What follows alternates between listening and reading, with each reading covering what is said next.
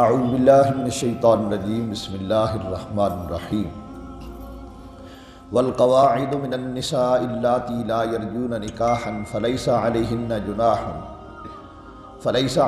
جناح ان یضعن ثیابہن غیر متبرجات بزینہ وان یستعففن خیر لہن واللہ سمیع علیم۔ آمنت باللہ صدق اللہ مولانا العظیم۔ سورہ نور کی آیت نمبر 60 کی تلاوت کی گئی۔ عمر کے کچھ تقاضے بھی ہوتے ہیں اور ان تقاضوں کو سامنے رکھتے ہوئے، پیش نظر رکھتے ہوئے قرآن نے اصول بیان فرمائے۔ کل کی تلاوت کردہ آیت مبارکہ میں یہ بیان کیا گیا تھا کہ جب لڑکے جوان ہو جائیں تو انہیں چاہیے کہ وہ بھی اپنے گھروں میں اگر جائیں تو اجازت لے کر جائیں، جس طرح ان کے بڑے کرتے رہے۔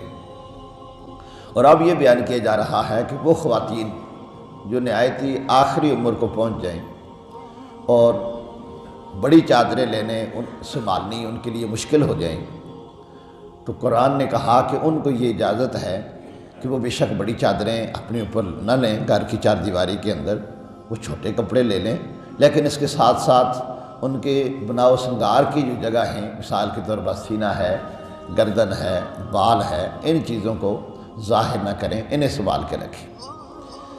اور اگر فرمایا اس کی بھی حفاظت حد المقدور کر سکتی ہیں، اپنے پردے کی حفاظت کرتی رہیں، یہ ان کے لیے سب سے زیادہ بہتر ہے۔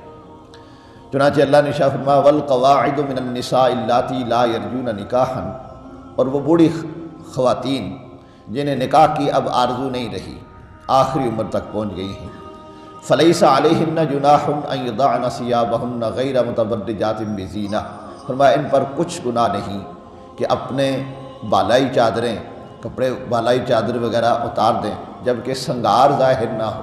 سنگار یعنی محشی لکھتے ہیں سینہ اور پنڈلی وغیرہ انہیں چھپائے رکھیں، اور اس کے علاوہ ہاتھ، پاؤں، چہرہ، یہ اگر ان کا کھلا بھی رہتا ہے چار دیواری کے اندر اور باہر بھی تو کوئی حرج والی بات نہیں، وہ اس عمر کو پہنچ چکی ہیں کہ ان سے اب نکاح کی امید نہیں اور نہ ہی یہ نکاح کی تمنا کرتی ہیں۔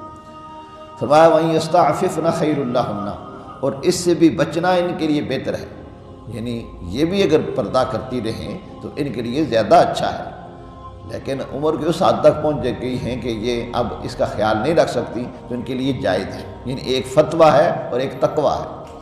فتویٰ یہ ہے کہ شریعت نے انہیں آسانی دی ہے، تم اس آسانی سے فائدہ اٹھاؤ، لیکن اگر مزید بچتی رہیں، اپنے آپ کو شریعت کی پابند رکھیں، تو فرمایا وَإِن يَسْتَعْفِفْنَ خَيْرٌ لَّهُنَّ، اس سے بچنا بھی ان کے لیے بہتر ہے۔ واللہ سمیع علیم، اللہ سنتا ہے، جانتا ہے۔ اللہ رب العالمین نے ہمارے لیے جو احکامات بیان فرمائے ان سب میں ہم سب کا فائدہ ہی فائدہ ہے۔ اللہ رب العالمین ہمیں اسلامی تعلیمات کے اوپر عمل کرنے کی توفیق نصیب فرمائے۔ وآخر دعوانا الحمد للہ رب العالمین۔